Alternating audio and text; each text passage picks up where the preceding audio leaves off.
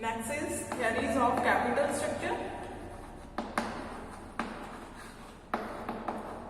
इनमें सबसे पहले जो आ जाती है that is net income approach.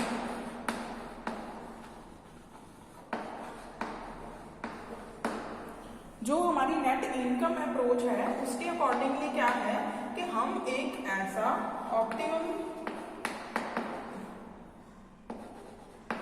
Capital structure जो है यूज करेंगे जिससे हमारी ओवरऑल कॉस्ट ऑफ कैपिटल जो है डिक्रीज हो जाए और जो हमारी वैल्यू ऑफ फर्म है वो इंक्रीज हो जाए, राइट। इस थियरी के अकॉर्डिंगली क्या होता है कि हमारे पास डिफरेंट कॉम्बिनेशन है। सपोज 80-20, 80% हम डेट यूज कर रहे हैं और 20% इक्विटी यूज कर रहे हैं, 50-50, 50% डेट एंड 50% इक्विटी, 20-30-70। तो यहाँ पे हमारे पास 3 फॉर्म्स ऑफ कैपिटल स्ट्रक्चर है, ठीक है। इसमें से देखो कि अगर हम ज्यादा अमाउंट ऑफ डेट यूज कर रहे हैं एज कंपेयर टू इक्विटी तो उससे हमारी ओवरऑल कॉस्ट ऑफ कैपिटल जो है डिक्रीज हो जाएगी और हमारी वैल्यू ऑफ फर्म जो है वो इंक्रीज करना शुरू हो जाएगी। रीजन बीइंग क्या है कि जो हमारा डेट है वो एक चीपर सोर्स है एज कंपेयर टू इक्विटी। जो अमाउंट हमें in the form of interest पे करनी पड़ती है वो हमेशा ही कम होती है as compare to our dividends, ठीक है। This is our cost of debt, this is our cost of equity. यहाँ पे हम लीवरेज को रिप्रेजेंट कर रहे हैं और ये वाई एक्सिस जो है ये हमारा कॉस्ट ऑफ कैपिटल को रिप्रेजेंट कर रहा है। अभी देखो अगर हम अपनी कैपिटल स्ट्रक्चर में डेट के प्रोपोर्शन को बढ़ाना शुरू करते हैं एज कंपेयर टू इक्विटी तो हमारी ओवरऑल कॉस्ट ऑफ कैपिटल जो है डिक्रीज होनी शुरू हो रही है, ठीक है। मीन्स क्या है कि अगर हमारा कॉम्बिनेशन 50-50 से 80-20 हो रहा है, 80% डेट 20% इक्विटी, तो उससे हमारी ओवरऑल कॉस्ट ऑफ कैपिटल जो है डिक्रीज होगी। अगर देखो इंडिविजुअल सोर्स की जो कॉस्ट है वो कम हो रही है तो ओवरऑल कॉस्ट जो है ऑटोमेटिकली कम हो जाएगी। तो उससे क्या होगा कि जो आपके पास बैलेंस बच रहा है इन द फॉर्म ऑफ कि जो इंटरेस्ट और आपके जो डिविडेंड्स के ऊपर जो मतलब इक्विटी के ऊपर जो डिविडेंड पे करना पड़ रहा है और जो इंटरेस्ट आप ऑलरेडी पे कर रहे हो उनका जो डिफरेंस है वो आपकी यहाँ पे वैल्यू ऑफ फर्म को कंट्रीब्यूट करेगा, जिससे क्या होगी आपकी वैल्यू ऑफ फर्म ऑटोमेटिकली जो है बढ़ जाएगी। मीन जो हमारी नेट इनकम अप्रोच है उसके अकॉर्डिंगली क्या है कि हमारी अगर आप ज्यादा से ज्यादा डेट यूज करते हो, वो वाला कैपिटल स्ट्रक्चर यूज करते हो, ऑप्टिमल कैपिटल स्ट्रक्चर यूज कर सके हो, उससे क्या है आपकी overall weighted average cost of capital decrease होती है और वैल्यू ऑफ फर्म जो है इंक्रीज होती है, ठीक है। इस तरह के कुछ एक असम्पशंस हैं, कुछ एक चीजों को ये अज्यूम करके चल रही है। कौन सी सबसे पहले हम ये चीज अज्यूम कर रहे हैं कि जो हमारा कॉस्ट ऑफ डेट है उसकी वैल्यू जो है हमेशा ही उसकी कॉस्ट जो है हमेशा ही कम होती है as compare to cost of equity, ठीक है। क्योंकि कॉस्ट ऑफ डेट जो है डेट हमारे लिए सस्ता सोर्स है इक्विटी से, ठीक है। तो जो कॉस्ट हमें डेट के लिए बेयर करनी पड़ेगी वो हमेशा ही कम होएगी हमारी इक्विटी से। ये फर्स्ट असम्पशन है। सेकंड असम्पशन हम ये चीज कंसिडर कर रहे हैं कि कॉर्पोरेट टैक्सेस जो है वो अवेलेबल ही नहीं है हमारी इकोनॉमी में, मार्केट में, ठीक है। और थर्ड असम्पशन है कि जो हमारे इन्वेस्टर्स हैं उन्हें इस चीज से कोई फर्क नहीं पड़ रहा कि आप जो है अपने कैपिटल स्ट्रक्चर में कितना क्वांटम डेट का यूज कर रहे हो और कितना क्वांटम जो है इक्विटी का यूज कर रहे हो, ठीक है। उन्हें जो है कैपिटल स्ट्रक्चर से होने वाली रिटर्न के साथ कंसर्न होता है, ठीक है। They are thinking about their returns only, जो कि डायरेक्टली कहाँ से जो है आ रही है आपकी वैल्यू ऑफ फर्म से। अगर वैल्यू ऑफ फर्म इंक्रीज हो रही है दैट मीन्स कि डायरेक्टली और इनडायरेक्टली जो रिटर्न्स हैं उनकी वो भी पॉजिटिव वे में जो है इम्पैक्ट उनके ऊपर पड़ रहा है। ठीक है। तो इन चीज़ों को हम इस इनकम अप्रोच के अकॉर्डिंगली कंसिडर करके चलते हैं, जिसमें क्या है कि आप एक ऐसा कॉम्बिनेशन सिक्योरिटीज का यूज करते हो जिससे आपकी ओवरऑल कॉस्ट ऑफ कैपिटल कम हो जाएगी अगर आप ज़्यादा जो है डेट यूज करते हो, और ओवरऑल कॉस्ट ऑफ कैपिटल बढ़ जाएगी अगर कम क्वांटम जो है डेट का यूज करते हो। ठीक है, अगर कम करते हो तो आपको फाइनेंशियल रिस्क बियर करना पड़ता है, अगर डेट यूज नहीं करते तो आपका जो है जो है एम्प्लॉयमेंट ऑफ डेट कैपिटल का रिस्क जो है आपको बियर करना पड़ता है। ठीक है, तो इस थियरी के अकॉर्डिंगली वो वाला कैपिटल स्ट्रक्चर ऑप्टिमम होएगा जहां पे डेट का प्रोपोर्शन ज्यादा है, और उससे आपको जो है overall cost of capital decrease करके जो है रिजल्ट्स मिल रहे हैं और वैल्यू ऑफ फर्म की इंक्रीमेंट में आपको रिजल्ट्स मिल रहे हैं। यहाँ पे जो हम बी निकालते हैं that is,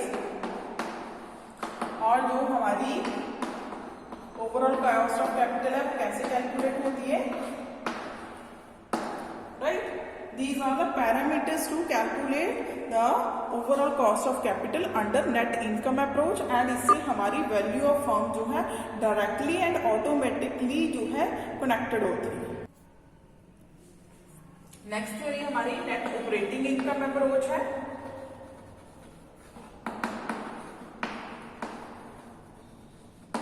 net operating income approach के अकॉर्डिंगली क्या है कि जो एक बिजनेस ऑर्गेनाइजेशन है उसकी जो परफॉर्मेंस है, या आप बोल सकते हो जो weighted average cost of capital है और जो वैल्यू ऑफ फर्म है, इन चीजों के ऊपर हमारे कैपिटल स्ट्रक्चर में जो काइंड ऑफ सिक्योरिटीज यूज हो रही हैं उस चीज का कोई भी इम्पैक्ट नहीं पड़ता। इस थ्योरी के अकॉर्डिंगली क्या है कि चाहे आप जो है 80% डेट यूज करो चाहे 100% डेट यूज करो, तो हर एक कॉम्बिनेशन जो है अपने आप में ऑप्टिमल कैपिटल स्ट्रक्चर की काइंड है। ठीक है, तो इस थ्योरी के अकॉर्डिंगली क्या है कि आप ये नहीं कह सकते कि अगर आप डेट की अमाउंट इंक्रीज करते हो तो आपकी जो अगर डेट जो है इक्विटी के कंपैरेटिवली ज्यादा यूज करते हो उससे आपकी weighted average cost of capital जो है डिक्रीज होगी और वैल्यू ऑफ फर्म जो है इंक्रीज होगी। ये चीजें जो है इंटरकोनेक्टेड नहीं मानी गई इस थ्योरी में। इसके अकॉर्डिंगली क्या है कि सारे कॉम्बिनेशन चाहे 80-20 का है, चाहे 30-70 का है, चाहे 50-50 का है, ठीक है, सारे के सारे कॉम्बिनेशन जो है, सारे के सारे फॉर्म्स जो हैं अपने आप में ऑप्टिमल जो है परफॉर्म कर रही है, क्योंकि इसने इसके प्रोपोर्शनेटली आपको रिटर्न्स देनी है, इसलिए जो है इस कंपैरिजन के अकॉर्डिंगली, इस कंपोजिशन के अकॉर्डिंगली आपको रिटर्न्स देनी है, और इस कॉम्बिनेशन के अकॉर्डिंगली क्या है आपको रिटर्न्स भी इसके प्रोपोर्शन में ही आएंगी। तो जो हमारी नेट ऑपरेटिंग इनकम अप्रोच है उसके अकॉर्डिंगली क्या है कि चाहे आप डेट का ज्यादा कॉम्बिनेशन यूज करो चाहे इक्विटी का, उससे आपकी ओवरऑल कॉस्ट ऑफ कैपिटल के ऊपर कोई इम्पैक्ट नहीं पड़ता। ठीक है, ये देखो, ये जो है हमारी लीवरेज है और ये हमारी कॉस्ट ऑफ कैपिटल है, ये हमारा कॉस्ट ऑफ डेट है, ये हमारी कॉस्ट ऑफ इक्विटी है। कॉस्ट ऑफ इक्विटी को हम इंक्रीजिंग ट्रेंड में ले रहे हैं, राइट, कॉस्ट ऑफ इक्विटी जो है, और जो ये हमारी ओवरऑल कॉस्ट ऑफ कैपिटल है। दैट मीन्स कि चाहे आप जो है डेट का कॉम्बिनेशन बढ़ा दो चाहे इक्विटी का कॉम्बिनेशन जो है बढ़ना शुरू हो गया यहाँ पे, तो उससे आपकी ओवरऑल कॉस्ट ऑफ कैपिटल के ऊपर कोई पॉजिटिव कोई नेगेटिव इम्पैक्ट पड़ ही नहीं रहा, क्योंकि यहाँ पे जो भी डिफरेंट कॉम्बिनेशन हैं, चाहे यहाँ पे 20% इक्विटी है, ठीक है, 30% डेट है, जो भी कॉम्बिनेशन आप यूज कर रहे हो वो सारे अपने आप में ऑप्टिमल आपको परफॉर्म करके देंगे। ठीक है, तो इसके अकॉर्डिंगली हम जो है वैल्यू को कैसे कंसीडर करेंगे, इस तरीके से। और same overall cost of capital कैसे कैलकुलेट होती है, EBIT अपॉन, राइट। तो सेम जैसे हर थ्योरी की अपनी कुछ एक अजम्पशंस होती हैं, हमारी नेट ऑपरेटिंग इनकम भी कुछ चीजों को जो है अज्यूम करके चलती है। कौन सी चीजें कि हमारी मार्केट में जो है कोई भी बिजनेस रिस्क जो है इन्वॉल्व है वो हर एक लेवल पे सेम रहेगा, चाहे वो 20-80 का प्रोपोर्शन है, चाहे 30-70 का है, चाहे 50-50 का है। तो जो रिस्क का क्वांटम है, रिस्क का प्रोपोर्शन है, राइट, वो सारी जगह पे प्रिवेल करेगा और सेम रहेगा।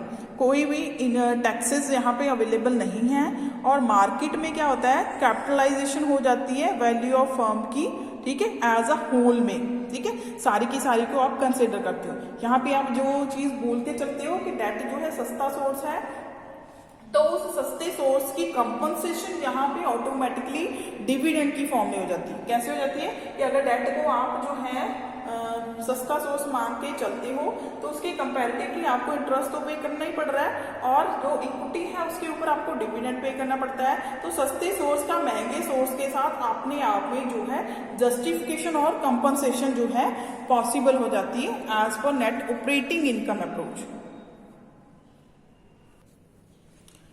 थर्डली हम बात करते हैं ट्रेडिशनल अप्रोच की। ये हमारी थर्ड थ्योरी है कैपिटल स्ट्रक्चर की। इसके अकॉर्डिंगली क्या होता है कि जो एक बिजनेस ऑर्गेनाइजेशन है, राइट, वो क्या करती है कि जितना क्वांटम ऑफ डेट अगर बढ़ाती है तो उससे क्या होता है, जरूरी नहीं कि जितना जितना क्वांटम जो है आपके डेट का बढ़ता जाएगा उसके कंपैरेटिवली आपकी ओवरऑल कॉस्ट ऑफ कैपिटल जो है कम होती जाएगी। ठीक है, इस थ्योरी के अकॉर्डिंगली क्या है कि जो कॉस्ट ऑफ इक्विटी है उसका जो है उसे हम ऑफसेट कर सकते हैं, बट हमेशा ऑफसेट नहीं कर सकते, एक सर्टेन एक्सटेंट तक ही कर सकते हैं। जैसे यहाँ पे देखो क्या है, जैसे जैसे हमारे डेट का प्रोपोर्शन बढ़ रहा है या फिर इक्विटी का प्रोपोर्शन बढ़ रहा है, तो जैसे डेट बढ़ाते हो उससे क्या है कि पहले आपकी ओवरऑल कॉस्ट ऑफ कैपिटल जो है डिक्रीज करना शुरू कर देती है, उसके बाद कुछ टाइम पीरियड के लिए स्टेबल रहती है अगर आप डेट को फिर भी बढ़ाते रहते हो। ठीक है, फिर भी आपने उसे कंटिन्यू रखा बढ़ाना, उसका क्वांटम जो है बढ़ाना शुरू किया, बढ़ाने को कॉन्टिन्यूशन में जो है परस्यू करते गए, तो क्या है कि जो आपकी ओवरऑल कॉस्ट ऑफ कैपिटल है वो भी एक लिमिट के बाद जो है इंक्रीज करना शुरू कर देती है। ठीक है, मीन्स क्या है कि जो डेट इक्विटी का कॉम्बिनेशन है बेटा जी, वो प्रॉपर कॉम्बिनेशन हम यूज करेंगे। ठीक है, मीन्स क्या है कि पहले आप यहाँ पे नेट इनकम अप्रोच को कंसिडर कर रहे हो, यहाँ पे जो आपकी नेट ऑपरेटिंग इनकम जो है कंसिडर होनी शुरू हो जाती है। यहाँ पे देखो, जब हमने स्टार्टिंग में डेट का कॉम्बिनेशन बढ़ाया तो हमारी ओवरऑल कॉस्ट जो है कम होनी शुरू हो गई थी, फिर भी हमने जो है डेट को यूज करना जारी रखा तो हमारी ये स्टेबल हो गई है, और उसके बाद फिर भी हमने उस चीज को जो है बढ़ाना कॉन्टिन्यूशन में रखा तो हमारी ओवरऑल कॉस्ट ऑफ कैपिटल जो है बढ़नी शुरू होगी। तो हम क्या करेंगे, हम अपना वो वाला कैपिटल स्ट्रक्चर फाइनलाइज करेंगे, यहाँ पे जो कि इन पॉइंट्स के बिटवीन जो है वेरी करेगा। ये वाला जो लेवल है वो हमारा ऑप्टिमल कैपिटल स्ट्रक्चर का लेवल है। क्यों? क्योंकि यहाँ पे पहले तो हमारी ओवरऑल कॉस्ट ऑफ कैपिटल जो है डिक्रीज हो रही है, यहाँ पे स्टेबल हो गई है, यहाँ से अगर बढ़ाएंगे तो वो इंक्रीज होएगी। तो जो हमारा ऑप्टिमल कैपिटल स्ट्रक्चर है वो इन दो पॉइंट्स के, जब वो डाउन होके स्टेबल हुई है और स्टेबल से जब अपवर्ड शुरू करना होगी, इस पर्टिकुलर एरिया में ही फॉल करेगा। ठीक है, एज पर अवर ट्रेडिशनल थ्योरी, जिसके अकॉर्डिंगली क्या है कि सारे का सारा आप जो है इक्विटी को ऑफसेट नहीं कर सकते as compare to your cheaper source, जिसकी हम बात कर रहे हैं। हर एक थ्योरी में चीपर सोर्स जो है यूजफुल होता है, बट वो हमेशा ही आपके लिए यूजफुल रिजल्ट्स जो है प्रोवाइड नहीं करता। सो बेटर इट इज कि आप इस सिचुएशन में, इस एरिया में से अपना जो है ऑप्टिमल कैपिटल स्ट्रक्चर फाइनलाइज करो। ठीक है जी।